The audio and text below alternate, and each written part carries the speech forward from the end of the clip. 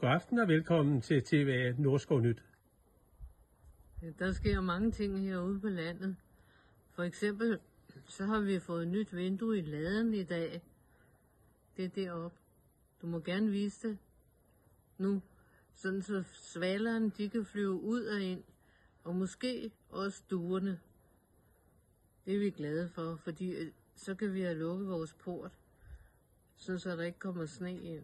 Ja, vi går lige over til vejret med det samme. Ja, det er efterårsvejr nu.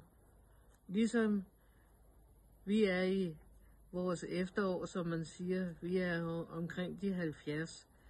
Så vi har jo fat i den korte ende af livet. Ja, det er men vi har det rigtig hyggeligt. Det er rigtigt, det er en and, og du er alene om det.